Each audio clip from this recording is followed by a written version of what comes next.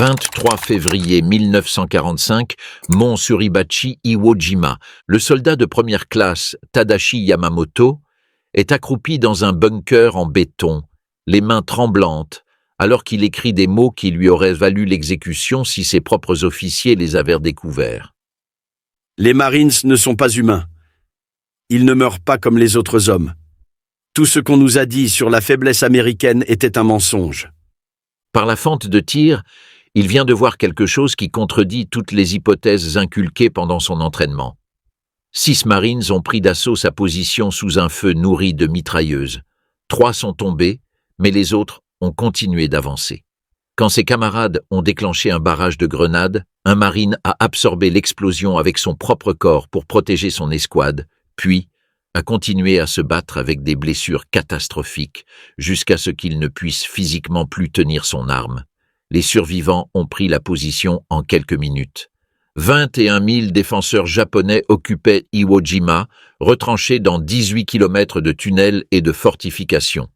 On leur avait promis qu'ils feraient la face à des troupes américaines molles qui céderaient sous la pression. Ce qu'ils ont rencontré à la place briserait toutes les évaluations militaires que l'armée impériale japonaise avait faites sur ses ennemis. Les mathématiques de cette erreur de calcul s'écrivaient non pas dans des plans stratégiques, mais dans la réalité sauvage du combat rapproché qui laisserait 26 000 Marines comme victimes en seulement 36 jours. L'effondrement de la confiance japonaise avait commencé bien avant Iwo Jima. 7 août 1942. Guadalcanal, dans les îles Salomon. Le caporal Hideo Takahashi, vétéran de la campagne de Chine où les forces japonaises semblaient invincibles, écrit dans son journal après la première semaine de combat « Les Américains qui ont débarqué sont différents de tout ennemi que nous avons affronté. Ils ne battent pas en retraite quand ils sont encerclés. Ils ne se rendent pas quand leur position devient désespérée.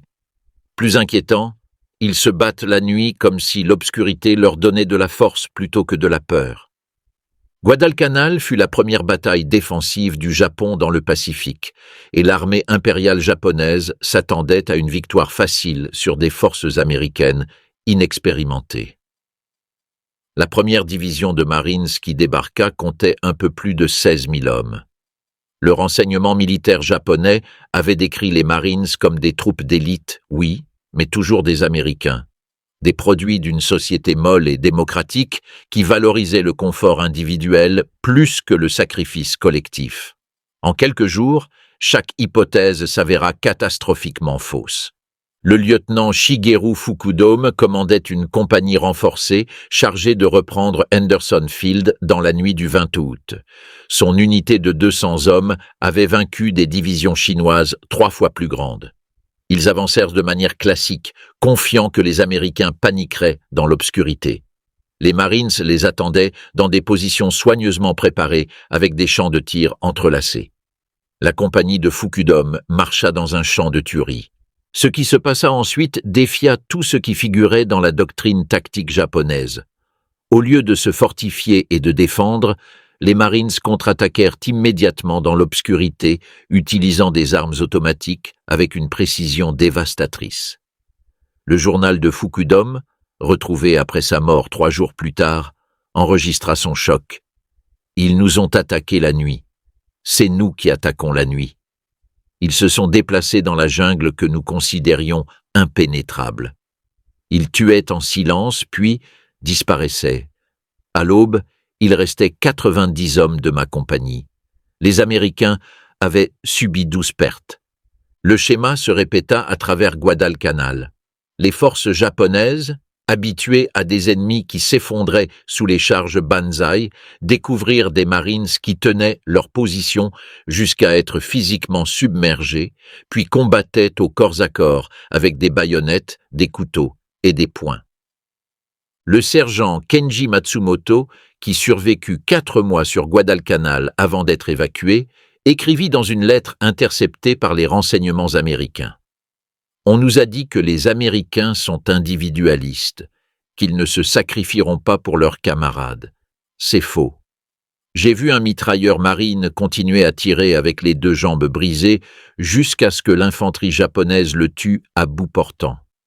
Son assistant a immédiatement pris l'arme et a continué à tirer. Nous avons perdu 40 hommes sur cette position. L'entraînement des Marines qui créaient de tels soldats déroutait les analystes militaires japonais.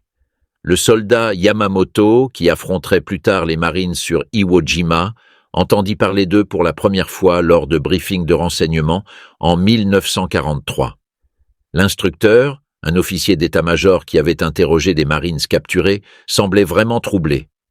Les Marines américains subissent un entraînement qui serait considéré comme des mauvais traitements criminels dans n'importe quelle armée civilisée.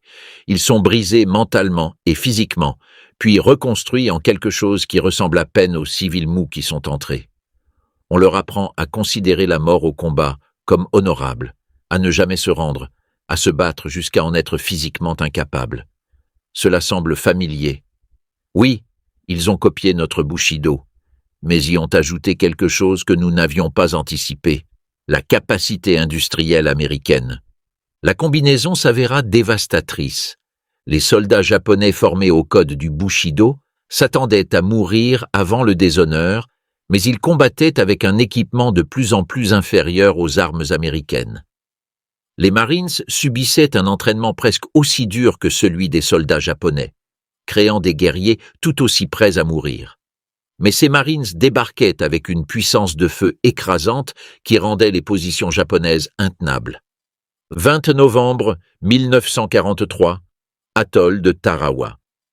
Le contre-amiral Keiji Shibasaki commandait 4500 défenseurs dans des fortifications considérées comme imprenables.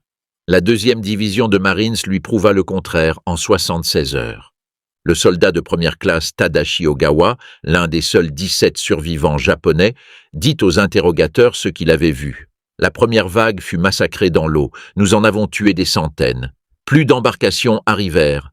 La 2e vague mourut sur la plage, plus vinrent. La 3e vague atteignit nos positions avec des lance-flammes. Ils ne s'arrêtèrent pas jusqu'à ce que nous soyons morts, ou qu'ils le soient.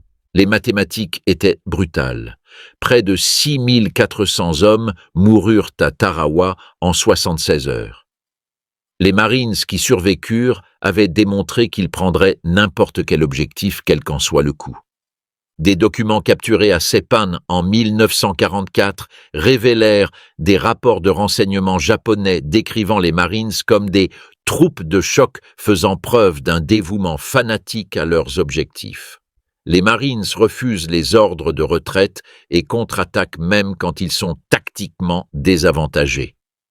Les pertes infligées aux Marines ne réduisent pas l'efficacité de l'unité jusqu'à ce que l'unité soit complètement détruite. Cette classification émergea d'une étude systématique. Le capitaine Yoshio Kobayashi, qui survécut à Guadalcanal, fournit des comparaisons détaillées.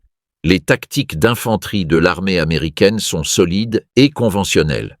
Les Marines opèrent différemment. Ils avancent avec agressivité, quelles que soient les pertes. Ils acceptent des taux de pertes qui feraient arrêter n'importe quel commandant rationnel. C'est sans précédent. La rapidité des opérations des Marines s'avéra aussi dévastatrice que leur puissance de feu. Le lieutenant-colonel Kunio Nakagawa, qui commandait à Peleliu, planifia ses défenses en se basant sur les campagnes précédentes où les forces américaines faisaient une pause après les débarquements. Les Marines ne firent jamais de pause. Ils débarquèrent le 15 septembre à 8h30 et contrôlaient la moitié de la piste d'atterrissage à la nuit tombée. Le journal de Nakagawa enregistra son choc. « Mon plan défensif s'est effondré parce qu'il supposait que l'ennemi agirait rationnellement. Les Marines n'agissent pas rationnellement. Ils agissent avec un engagement total, quelles que soient les circonstances. Cet engagement total se manifesta de manière qui semblait suicidaire aux observateurs japonais, mais s'avérèrent dévastatrices d'efficacité. Le sergent Kenji Matsumoto, capturé à Bougainville, décrivit avoir vu un peloton de Marines prendre d'assaut une position fortifiée sur une colline. L'approche était à découvert, balayée par des tirs de mitrailleuses provenant de 3 bunkers. La doctrine japonaise aurait exigé une longue préparation d'artillerie suivie d'un assaut d'infanterie sous couvert de fumée. Le lieutenant des Marines évalua la position pendant peut-être 30 secondes, puis ordonna l'assaut sans préparation. Le peloton chargea directement dans le feu. 7 hommes tombèrent dans les 20 premières secondes. Les survivants atteignirent le premier bunker et le détruisirent avec des grenades et des charges de démolition. 3 autres hommes tombèrent en prenant d'assaut le deuxième bunker. Les Marines restants le prirent. Le troisième bunker tomba face aux 5 derniers hommes debout. Le peloton subit 12 pertes sur 37 hommes pour prendre une position que nous considérions imprenable. L'action entière prit 4 minutes, de l'ordre à l'achèvement. Ce n'était pas du courage. C'était l'application systématique de pertes acceptables pour atteindre des objectifs plus vite que nous ne pouvions réagir. Le concept de pertes acceptables horrifia les officiers japonais formés à valoriser la vie de leurs soldats dans le contexte de la réalisation des objectifs. Les Marines calculaient les pertes comme le coût de la victoire et payaient ce coût sans hésitation quand l'objectif le justifiait. Cela créa un avantage psychologique au-delà de la supériorité matérielle. Les commandants japonais, sachant que les Marines accepteraient 50% de pertes pour prendre une position, faisaient face à des décisions impossibles. Défendre avec une force insuffisante et perdre la position. Défendre avec une force adéquate, mais affaiblir d'autres positions. Abandonner la position et céder du terrain. Chaque option menait à la défaite. La seule variable était le timing. Le major Yoshio Takahuri, officier d'état-major supérieur à Iwo Jima qui survécut à la bataille, analysa ce dilemme dans des interrogatoires d'après-guerre. Le général Kuribayashi comprit que nous ne pouvions pas arrêter les Marines.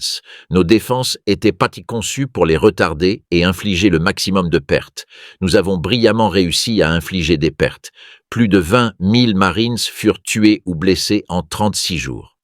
Cela aurait détruit la capacité de toute autre force militaire à continuer des opérations offensives.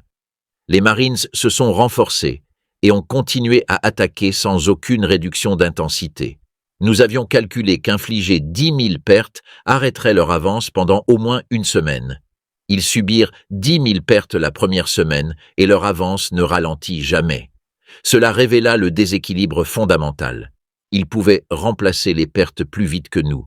Ils avaient 50 divisions de Marines dans le théâtre du Pacifique ou en formation aux États-Unis. Nous avions un nombre fini de défenseurs sur chaque île. Les mathématiques dictaient notre défaite. Les mathématiques s'étendaient au-delà du simple effectif. Les Marines débarquaient avec un soutien logistique qui permettait des opérations soutenues à des intensités que les forces japonaises ne pouvaient égaler. Le sous-lieutenant Toshio Yamamoto, capturé à Seppan, fut témoin du contraste de première main lors d'une infiltration nocturne. « J'ai mené une patrouille pour observer les positions américaines 3 jours après leur débarquement. Nous nous attendions à trouver des troupes épuisées avec des fournitures limitées, comme les forces japonaises l'auraient été après 3 jours de combats intenses sur une tête de pont contestée.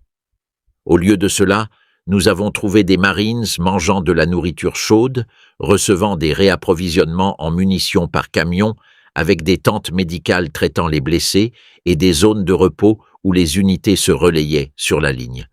Leur dépôt de ravitaillement contenait plus de munitions que n'en possédait tout mon régiment. Ils avaient des cuisines mobiles préparant des repas frais. Ils avaient des douches portatives et des installations de blanchisserie. Ils combattaient la bataille la plus intense de la guerre du Pacifique et vivaient mieux que nous en garnison. Cela démontra que les vaincre était impossible. Il ne manquerait jamais de nourriture, de munitions, de médicaments ou de remplaçants. Nous, si. La logistique américaine implacable créa une forme de guerre d'usure qui favorisait les Marines malgré des pertes initiales plus élevées. Les défenseurs japonais combattaient depuis des positions fixes avec des approvisionnements limités et sans renfort. Chaque perte était permanente. Chaque munition tirée ne pouvait être remplacée. Les Marines combattaient depuis une tête de pont en expansion avec des approvisionnements arrivant quotidiennement par bateau et par avion. Les pertes étaient évacuées et remplacées. Les munitions étaient illimitées. Plus une bataille durait, plus les défenseurs japonais s'affaiblissaient, tandis que les Marines devenaient plus forts.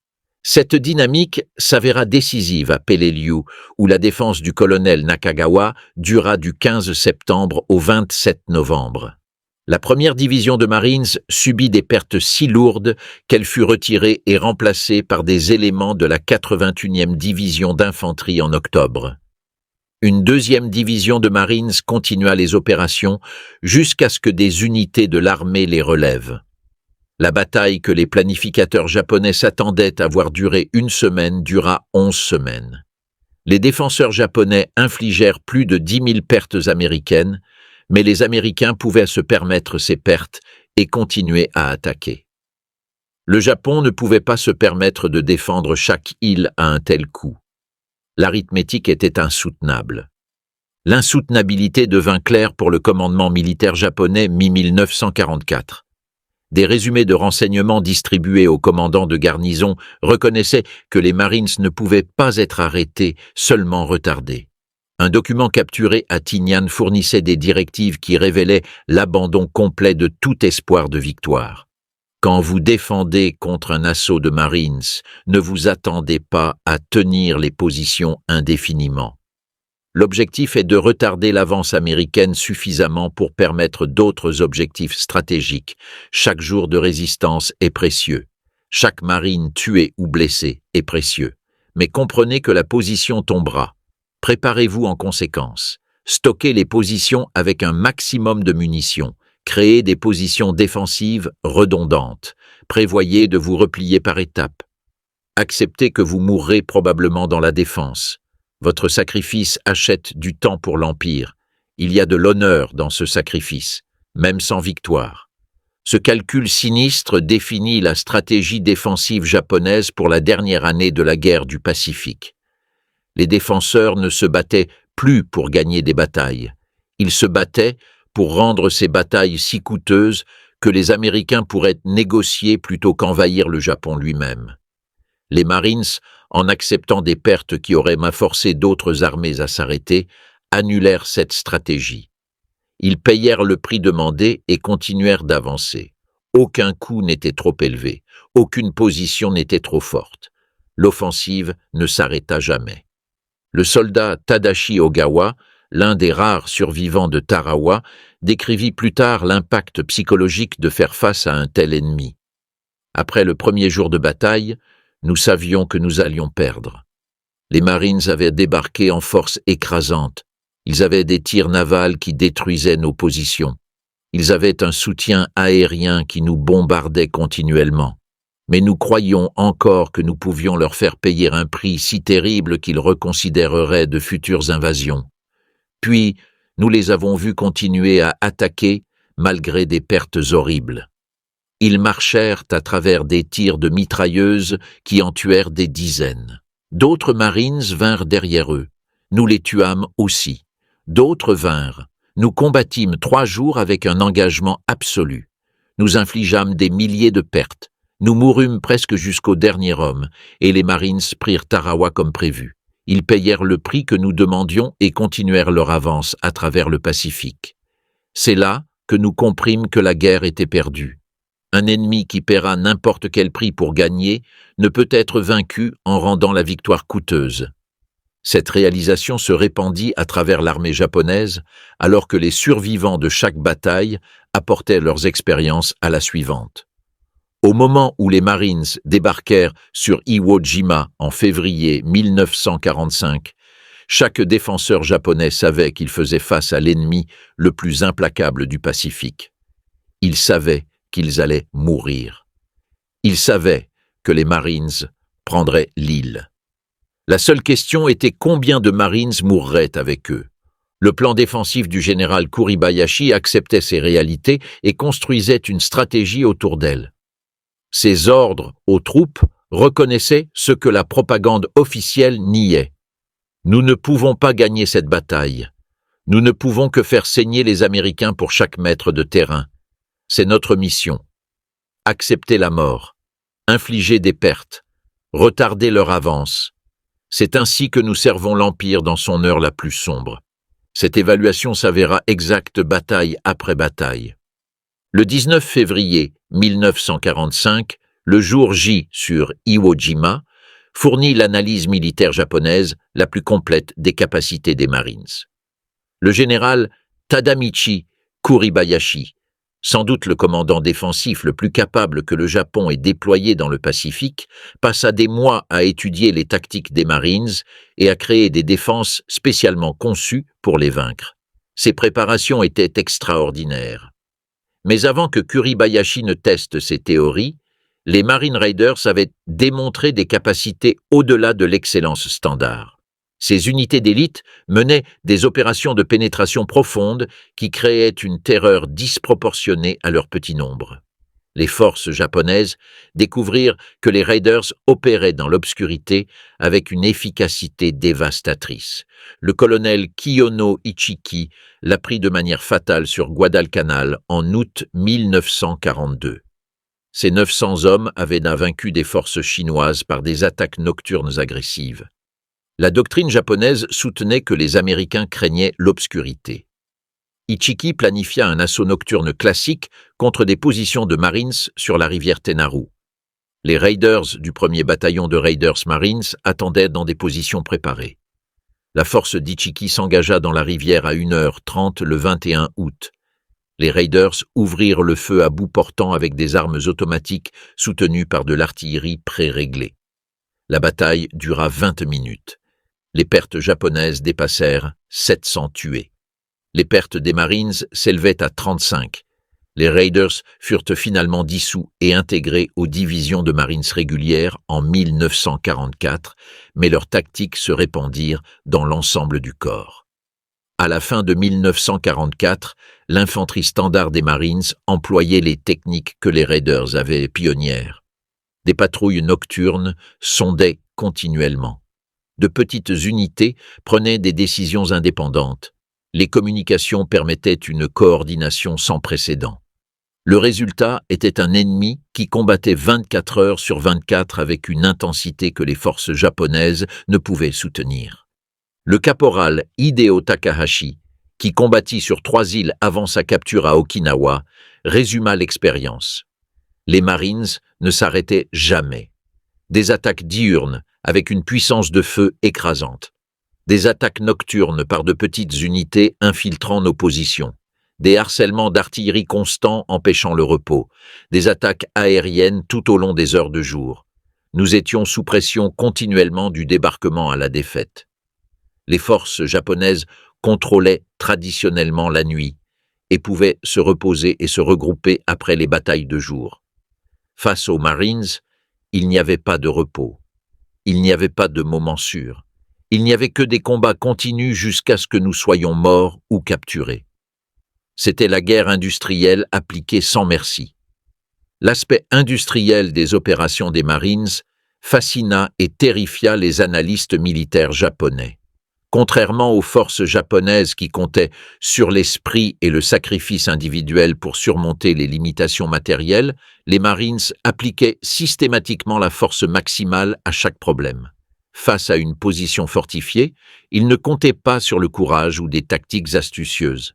Ils identifiaient la position, appelaient de l'artillerie qui tirait des centaines d'obus pour la détruire, amenaient des chars avec des lance-flammes pour brûler les survivants, puis envoyaient l'infanterie pour sécuriser la position.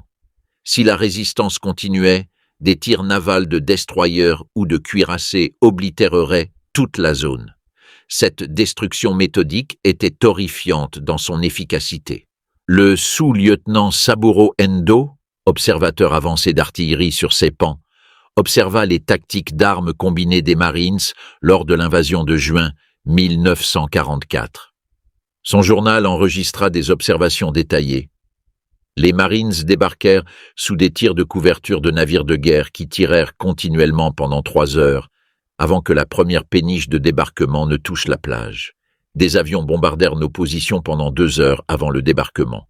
Quand les Marines arrivèrent sur le rivage, chaque mouvement était soutenu par des chars, de l'artillerie, des tirs navals et des frappes aériennes. Ils avancèrent lentement et prudemment, détruisant tout sur leur chemin. Quand nous les arrêtâmes à des positions préparées, ils appelèrent des tirs de cuirassés qui effacèrent littéralement des collines du paysage. Ils n'essayèrent pas de surmonter nos positions par le courage ou des tactiques astucieuses.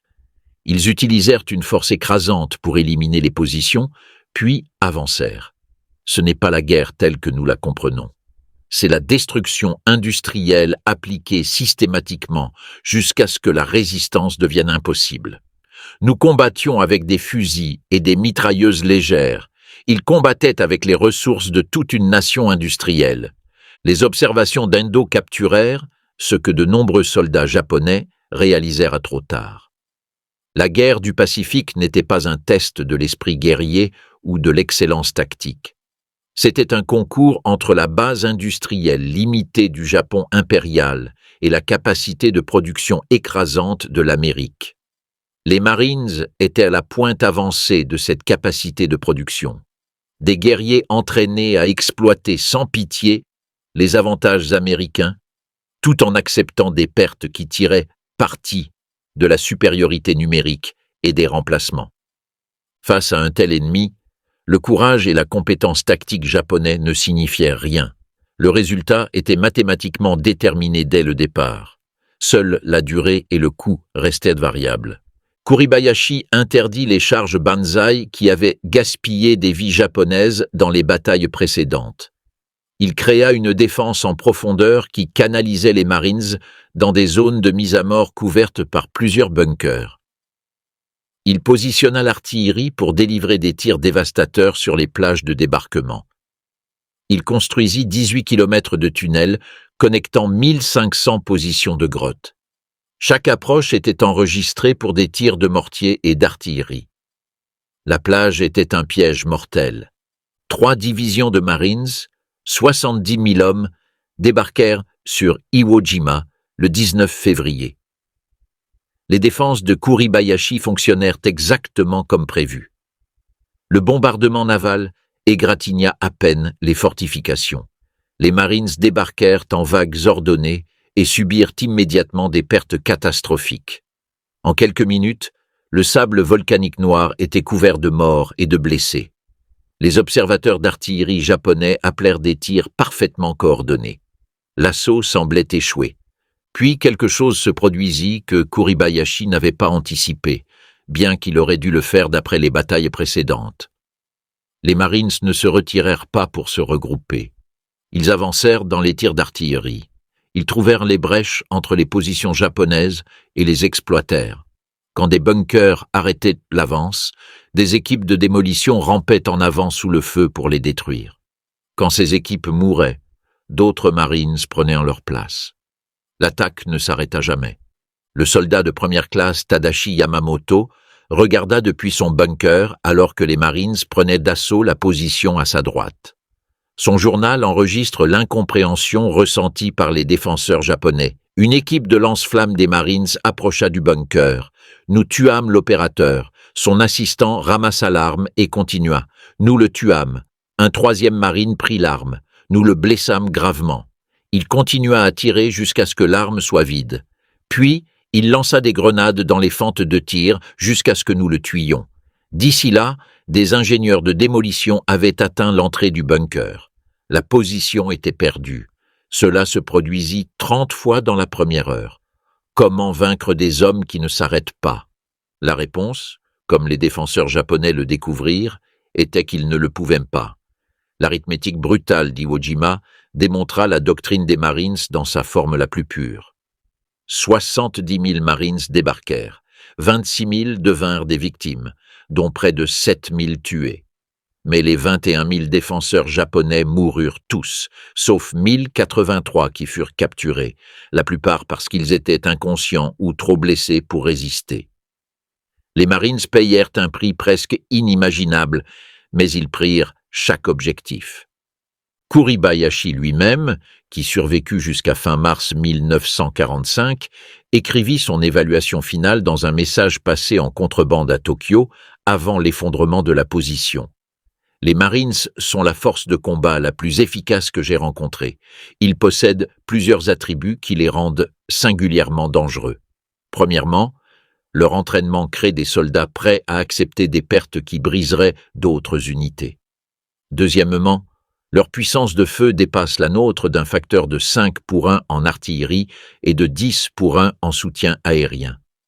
Troisièmement, Leurs cadres subalternes prennent des décisions au niveau de l'escouade que nos officiers prennent au niveau de la compagnie, leur permettant d'exploiter les opportunités plus vite que nous ne pouvons réagir. Quatrièmement, et plus critique, ils n'arrêtent jamais d'attaquer. Il n'y a pas de défense qui puisse survivre indéfiniment à cette combinaison. Ce dernier point terrifia les défenseurs japonais à travers le Pacifique. Les soldats pouvaient accepter la défaite au combat. Ils pouvaient comprendre d'être surpassés en puissance de feu ou en manœuvre. Ce qu'ils ne pouvaient pas comprendre, c'était un ennemi qui ne s'arrêtait simplement pas, quelles que soient les pertes. Le caporal Hideo Takahashi, qui combattit sur 3 îles avant sa capture à Okinawa, expliqua dans une interview d'après-guerre: « Vous devez comprendre la différence entre les Marines et les autres forces américaines. Les unités de l'armée attaqueraient, subiraient des pertes et se retireraient pour se réorganiser. C'est une doctrine militaire sensée. Les Marines attaqueraient, subiraient des pertes et continueraient à attaquer par-dessus les corps de leurs propres morts. Ce n'est pas une doctrine militaire. C'est quelque chose d'autre entièrement. La qualité qui rendait les Marines si redoutés était délibérément créée par un entraînement qui réduisait les recrues à rien, puis les reconstruisait en guerriers dont l'identité était inséparable du corps lui-même. Des documents capturés sur Saipan incluaient des rapports d'interrogatoire d'un marine prisonnier qui expliquait la transformation à des officiers du renseignement japonais déconcertés. Le camp d'entraînement dure 8 semaines. Pendant les 4 premières semaines, les instructeurs détruisent tout ce qu'il y a de civil dans la recrue. On vous dit que vous ne valez rien, que vous ne serez jamais un marine, que vous devriez abandonner et rejoindre l'armée. Les mauvais traitements sont psychologiques et physiques. On vous pousse jusqu'à ce que vous pensiez ne plus pouvoir continuer. Puis, on pousse encore plus loin. Ceux qui abandonnent sont publiquement humiliés. Ceux qui restent apprennent que la reddition n'est pas une option. Le rapport d'interrogation nota la réponse de l'officier japonais. Cela ressemble à notre propre entraînement, mais plus systématique. Cependant, le marine prisonnier décrivit ensuite quelque chose qui n'avait pas de parallèle dans l'entraînement militaire japonais. Les 4 secondes semaines, les instructeurs vous construisent en marine. Vous apprenez que vous faites partie de quelque chose de plus grand que vous-même. Que chaque marine qui ait jamais vécu est votre frère. Cela créa quelque chose d'unique. Les Marines combattaient parce qu'échouer, c'était trahir tous les Marines qui avaient jamais vécu. La pression psychologique créa des combattants qui avanceraient quand le calcul rationnel disait de s'arrêter. Les forces japonaises rencontrèrent cette mentalité sous sa forme la plus concentrée lors des charges Banzai, qui auraient dû réussir mais échouèrent de manière catastrophique. Le 24 au 25 octobre 1944, Saipan.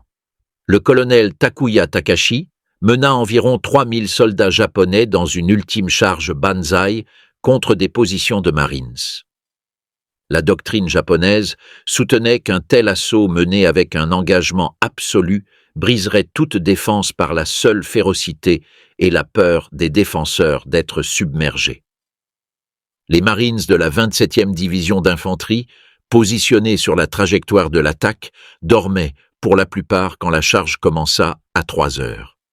Des soldats japonais se déversèrent dans les lignes des Marines, hurlant, les baïonnettes fixées, submergeant les positions avancées par le seul nombre. La doctrine traditionnelle aurait appelé à une retraite combative pour se regrouper. Les Marines contre-attaquèrent immédiatement. Officiers et sergents organisèrent des défenses désespérées à des positions clés. Les Marines utilisèrent toutes les armes disponibles, de l'artillerie tirant à bout portant au couteau de tranchée dans des combats au corps à corps. Les combats durèrent 4 heures. À l'aube, des corps japonais couvraient une zone de 500 mètres de profondeur. Les pertes américaines s'élevaient à 90 tués et 247 blessés.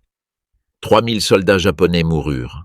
Le soldat de première classe Takeshi Yoshida survécut à la charge avec des blessures graves. Son rapport d'interrogation, classé 3 jours plus tard, captura le choc ressenti par les soldats japonais. On nous a dit que les Américains craignent le combat rapproché, qu'ils comptent sur la puissance de feu parce qu'ils sont lâches au fond. Nous avons chargé dans leur position en nous attendant à ce qu'ils rompent. Ils nous combattirent au corps à corps et nous vainquirent. J'ai vu un sergent des Marines tuer 7 hommes avec une baïonnette et un pistolet avant de tomber. Ce n'est pas de la lâcheté. On nous a menti.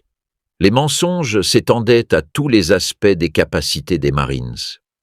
La propagande japonaise avait passé des années à décrire les Américains comme des gens mous, individualistes, qui ne pouvaient supporter les privations.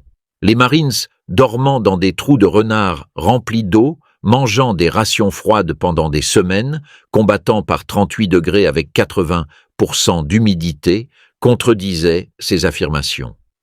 Les soldats japonais, supposément entraînés à la privation, regardèrent les Marines prospérer dans des conditions qui poussaient l'endurance japonaise à ses limites.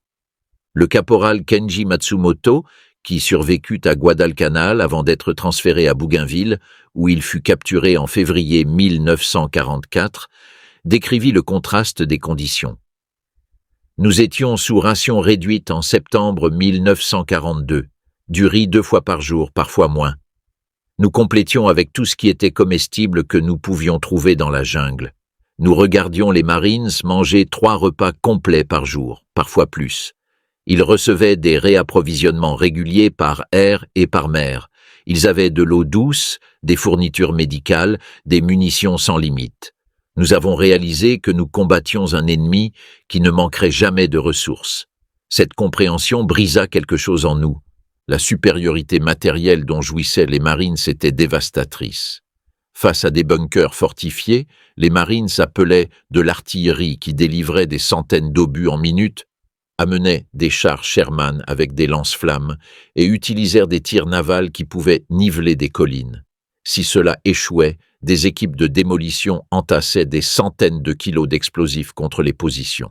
Le lieutenant Shigeru Fukudome, avant sa mort sur Guadalcanal, écrivit l'analyse la plus complète des tactiques d'armes combinées des Marines capturés pendant la guerre. Les Marines ne combattent pas comme des soldats individuels. Ils combattent comme les parties d'une seule machine. Les fusiliers fixent notre position, les mitrailleurs suppriment notre feu, les mortiers délivrent de la fumée pour aveugler nos observateurs, l'artillerie détruit nos bunkers, les chars avancent avec l'infanterie suivant, les avions bombardent toute position que l'artillerie ne peut atteindre. Cela se produit en quelques minutes après le contact, coordonné par des officiers subalternes utilisant des radios que nous ne possédons pas. Nous ne pouvons pas contrer cela parce que nous ne pouvons pas coordonner à la même vitesse. Au moment où notre commandant comprend la situation et donne des ordres, les Marines ont déjà bougé pour exploiter notre faiblesse. Cette vitesse d'exécution était possible parce que les Marines déléguaient l'autorité au niveau le plus bas possible. Les sergents prenaient des décisions que la doctrine japonaise réservait aux capitaines. Les caporaux menaient des assauts qui nécessitaient l'autorité d'un lieutenant dans l'armée impériale japonaise. Le résultat était un ennemi qui s'adaptait plus vite que les forces japonaises ne pouvaient réagir. Quand un bunker arrêtait une avance de Marines, un sergent redirigeait immédiatement l'attaque par une approche différente, tout en appelant des tirs de soutien, le tout sans attendre d'ordre venant d'en haut. Les défenseurs japonais se retrouvaient souvent à combattre des ennemis qui apparaissaient dans des directions inattendues parce que les Marines avaient identifié et exploité des faiblesses avant que les commandants japonais ne reconnaissent qu'elles existaient. L'arme des Marines la plus redoutée n'était pas les fusils ou l'artillerie, c'était le lance-flammes. Les soldats japonais entraînés à mourir honorablement au combat découvrirent que les lance-flammes n'offraient aucune mort honorable. Le caporal Hideo Takahashi, capturé à Okinawa avec des brûlures couvrant 40% de son corps, décrivit l'impact psychologique. On nous a appris à accepter la mort au combat comme glorieuse. La mort par balle, baïonnette, artillerie. Ce sont des morts de guerriers. Le feu, c'est quelque chose de différent. Vous regardez les flammes approcher votre position. Vous sentez les camarades brûler vifs. Vous entendez les cris. Il n'y a aucune gloire dans cette mort. C'est un abattage industriel. C'est ce que les Marines ont compris et que nous n'avons pas compris. La guerre moderne n'a pas de place pour la gloire. Il s'agit de tuer l'ennemi aussi efficacement que possible en utilisant les meilleurs outils disponibles. Cette réalisation arriva trop tard pour la plupart des défenseurs japonais. En 1944, chaque soldat japonais dans le Pacifique savait que faire face aux Marines signifiait affronter la combinaison la plus létale d'entraînement, d'équipement et de doctrine que les Américains possédaient. Des rapports de renseignements distribués aux forces de garnison décrivaient les Marines avec un mélange de respect et de crainte qui frisait la superstition. Un document capturé à Tinian en juillet 1944 fournissait des directives détaillées sur la défense contre les assauts des Marines. Le rapport reconnaissait plusieurs faits qui contredisaient des années de propagande japonaise. Premièrement, les Marines sont physiquement plus grands et plus forts que les soldats japonais en moyenne, en raison d'une nutrition supérieure depuis l'enfance. Deuxièmement, les Marines reçoivent plus de munitions, de meilleures armes et un équipement plus fiable que les troupes de l'armée impériale japonaise. Troisièmement, l'entraînement des Marines met l'accent sur le tir de précision à un degré inégalé par les forces japonaises. Le fusilier moyen des Marines peut toucher des cibles à des distances où nos soldats ne le peuvent pas. Quatrièmement, les Marines opèrent avec un soutien aérien et naval que nous ne pouvons égaler ou contrer. Cinquièmement, et plus critique, les Marines sont entraînés à croire que la reddition est inacceptable. Ils combattront jusqu'à la mort ou la victoire. Il n'y a pas de troisième option. Le rapport fournissait ensuite des directives tactiques qui révélaient à quel point la confiance japonaise s'était effondrée. Face aux Marines, ne vous attendez pas à ce qu'ils battent en retraite. Ne supposez pas que les pertes dégraderont leur morale. Ne croyez pas que la supériorité numérique procure un avantage, car leur puissance de feu annule la supériorité numérique. N'essayez pas de charge banzai à moins qu'il n'y ait pas d'autre option, car les Marines massacreront les troupes chargeant avec des armes automatiques et de l'artillerie. Ne vous attendez pas à ce qu'ils craignent les attaques nocturnes, car ils combattent efficacement dans l'obscurité. La seule défense efficace est des positions préparées, protégées par des champs de tir entrelacés, avec de multiples positions de repli préparées à l'avance, et avec la compréhension que la position finira par tomber. Le but n'est pas d'arrêter les Marines, mais d'infliger un maximum de pertes avant que la position ne soit submergée.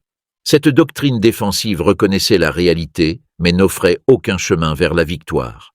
Le général Tadamichi Kuribayashi, préparant les défenses d'Iwo Jima début 1945, le comprit parfaitement. Il écrivit à sa femme en janvier, un mois avant l'invasion. « On me demande de défendre Iwo Jima contre les Marines américains. C'est un problème mathématique avec une seule solution. Les Marines débarqueront avec 70 000 hommes. Ils auront le contrôle total de la mer et des airs. Ils apporteront des munitions et des approvisionnements illimités. Ils attaqueront jusqu'à ce qu'Iwo Jima tombe. Ma mission n'est pas de les vaincre. C'est impossible. Ma mission est de leur faire payer un prix si terrible que les Américains reconsidéreront l'invasion des îles de la patrie. Chaque jour où je les garde en combat est un jour de plus pour que l'Empire puisse se préparer. Chaque marine tuée est un ennemi de moins dans la bataille finale. » La stratégie de Kuribayashi reflétait l'évolution de la doctrine défensive japonaise, passant d'une agression confiante à une guerre d'usure désespérée. Les Marines qui débarquèrent sur Iwo Jima le 19 février firent face à des défenses conçues non pas pour les repousser, mais pour les saigner de manière à détruire la détermination américaine. Chaque bunker était positionné pour nécessiter un assaut direct. Chaque entrée de grotte était couverte par de multiples positions de tir. Chaque mètre de terrain coûtait des vies à prendre. La stratégie échoua parce qu'elle méprenait la culture des Marines. Les pertes élevées ne brisèrent pas le moral des Marines, elles le renforcèrent. Chaque marine tombée exigeait vengeance. Chaque jour de combat brutal renforçait la détermination des survivants à gagner. Plus les combats devenaient terribles, plus les Marines combattaient dur. Cela était incompréhensible pour la pensée militaire japonaise, qui supposait que même des troupes fanatiques avaient un point de rupture. Le soldat de première classe Tadashi Yamamoto, qui survécut jusqu'au 10 mars avant de mourir dans son bunker, écrivit sa dernière entrée de journal la nuit précédente. « Demain, les Marines atteindront cette position. Nous en avons tué des centaines ces 3 dernières semaines. D'autres arrivent chaque jour. Ils ne faiblissent pas, ils ne ralentissent pas, ils ne s'arrêtent pas. Je pensais que notre esprit était plus fort que le matérialisme américain. J'avais tort. Les Marines ont les deux, l'esprit et la matière. Ils ont un courage égal au nôtre, combiné avec des armes et des approvisionnements que nous ne pouvons égaler. Ils sont ce que nous prétendons être. Nous sommes ce que nous prétendions qu'ils étaient. C'est la vérité que nous mourrons en connaissant.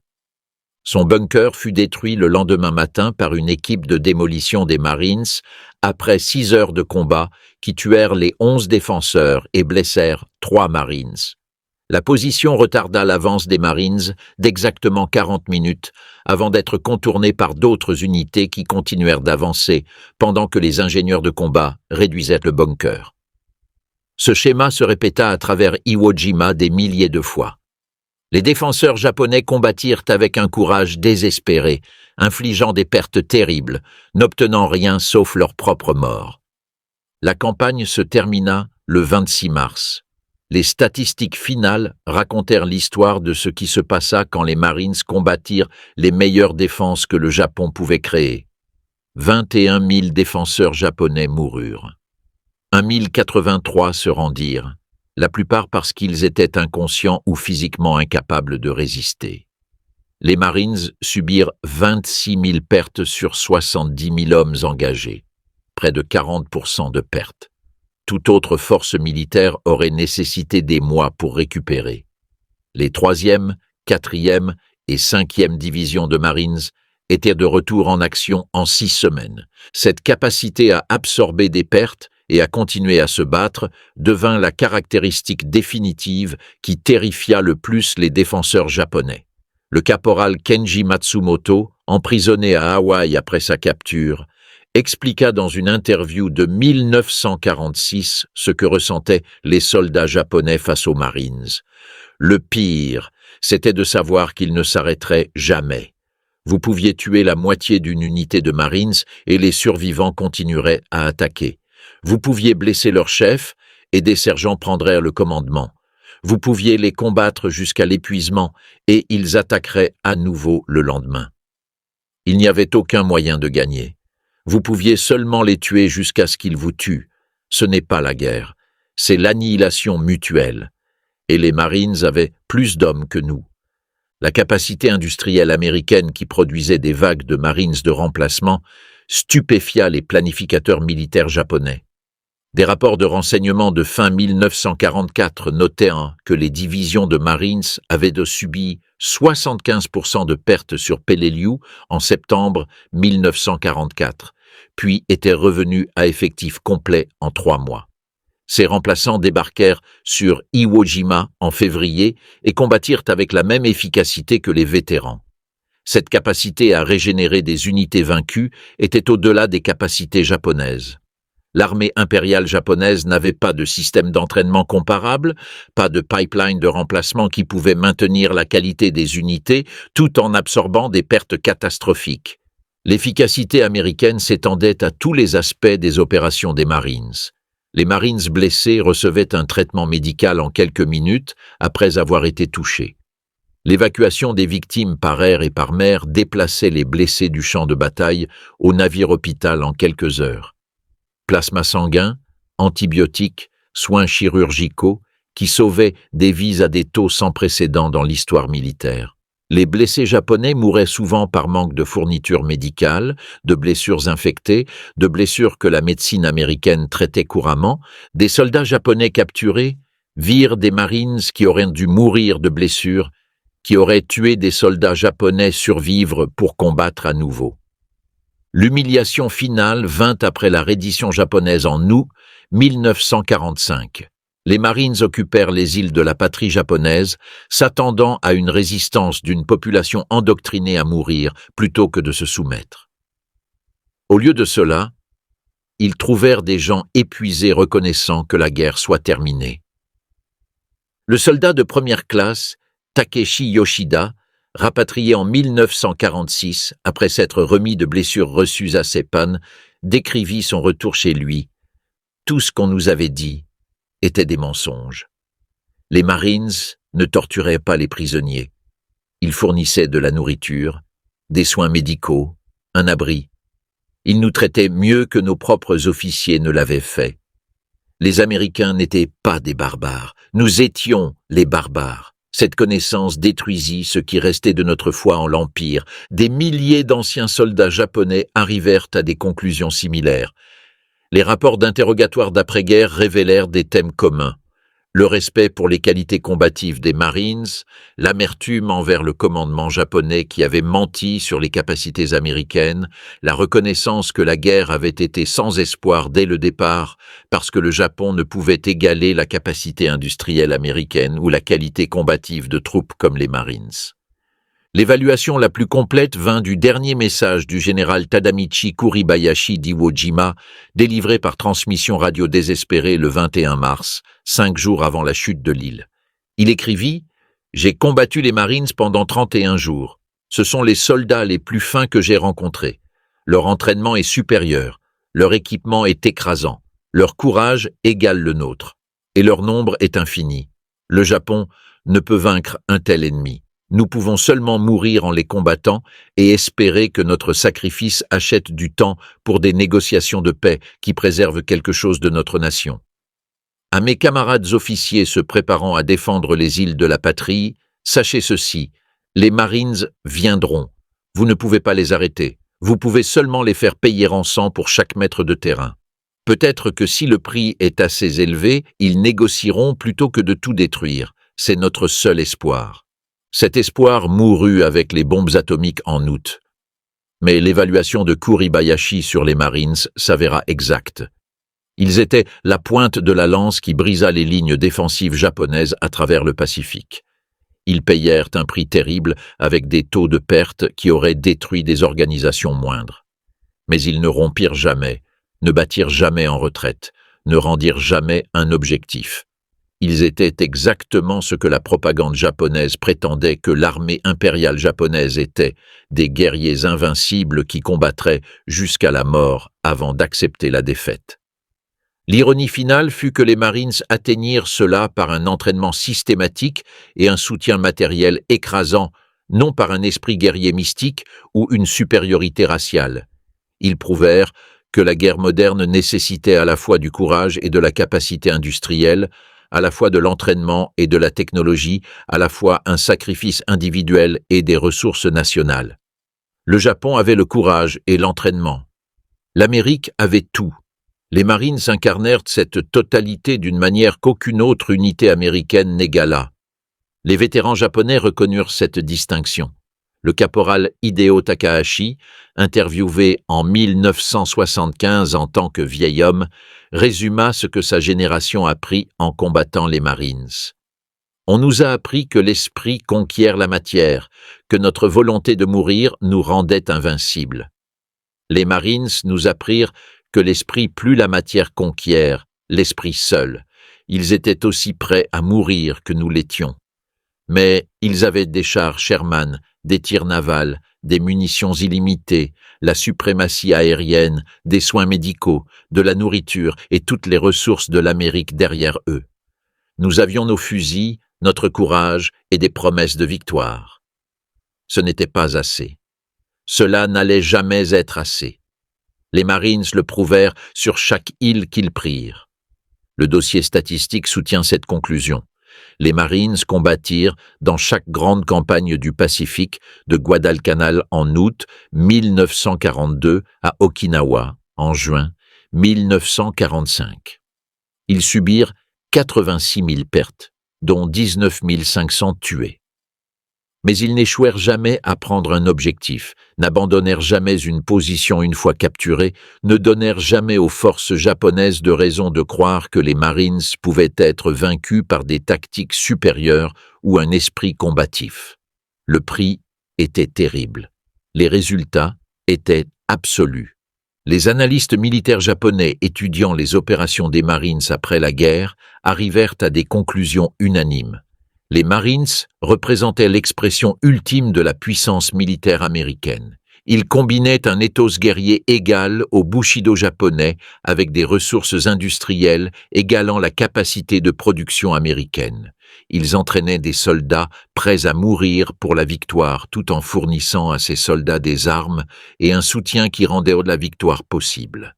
Cette combinaison était imbattable. Les leçons apprirent arrivèrent trop tard pour les 21 000 soldats japonais qui firent face aux Marines sur Iwo Jima, ou les 30 000 qui les combattirent sur Okinawa, ou les centaines de milliers qui se préparaient à les combattre sur les îles de la patrie avant que la reddition ne mette fin à la guerre. Ces hommes savaient seulement que les Marines étaient l'ennemi qu'ils craignaient le plus, l'ennemi que leurs officiers ne pouvaient arrêter, l'ennemi qui continuerait à venir quelles que soient dans les pertes, jusqu'à ce que chaque défenseur japonais soit mort. La dernière entrée de journal du soldat de première classe Tadashi Yamamoto, écrite quelques heures avant sa mort dans un bunker sur Iwo Jima, captura cette connaissance. Il écrivit: les Marines gagneront non pas parce qu'ils sont plus courageux que nous, non pas parce qu'ils veulent la victoire plus que nous. Ils gagneront parce que leur nation leur donne tout ce dont ils ont besoin pour gagner, et ils utiliseront ces ressources sans merci jusqu'à ce que nous soyons tous morts. C'est la vérité que nos dirigeants auraient dû nous dire. Nous sommes des samouraïs combattant avec des épées contre des hommes avec des mitrailleuses qui ont aussi l'esprit des samouraïs. Il n'y a jamais eu aucun espoir. Il n'y avait que la mort. Son bunker tomba le lendemain. Les Marines qui le nettoyèrent trouvèrent son journal et le transmirent à des officiers du renseignement qui le traduisirent et le classèrent parmi des milliers de documents similaires. Les mots capturèrent une vérité que les soldats japonais à travers le Pacifique avaient appris par une expérience brutale. Combattre les Marines n'était pas comme combattre d'autres forces américaines, ce n'était pas comme combattre les Britanniques, les Chinois ou tout autre ennemi. C'était combattre un adversaire qui combinait tout ce que le Japon prétendait posséder avec tout ce qui lui manquait. Cette combinaison fit des Marines l'ennemi le plus redouté que les soldats japonais affronteraient. Les statistiques racontent une partie de l'histoire, les batailles en racontent plus, mais les mots des soldats japonais qui survécurent pour en parler révèlent l'image complète. Ils combattirent des hommes qui ne s'arrêteraient pas, qui ne se rendraient pas, qui mourraient avant d'accepter la défaite et qui avaient les armes et le soutien pour rendre cet esprit dévastateur.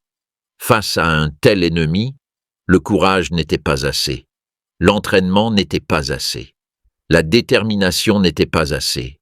Rien n'était assez, sauf la reddition ou la mort. L'armée japonaise choisit la mort. Les Marines la livrèrent avec une efficacité systématique. C'est pourquoi les soldats japonais craignaient de combattre les Marines plus que toute autre unité. Les Marines disaient qu'ils prendraient l'objectif, et ils le prenaient. Ils disaient qu'ils accepteraient n'importe quel coup, et ils le payaient. Ils ne s'arrêtaient jamais. Les défenseurs japonais découvrirent que le courage ne signifiait rien face à un ennemi qui égalait leur détermination et dépassait leur puissance de feu par des facteurs qui rendaient la résistance futile. Ce fut la leçon apprise dans le sang, de Guadalcanal à Okinawa. Après la fin de la guerre et la dissolution de la propagande, les vétérans japonais reconnurent la vérité que leurs dirigeants avaient cachée.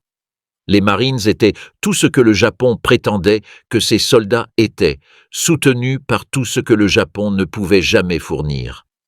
Face à un tel ennemi, la guerre était perdue avant même d'avoir commencé. Les Marines le prouvèrent complètement, une île à la fois, au prix de milliers de vies des deux côtés.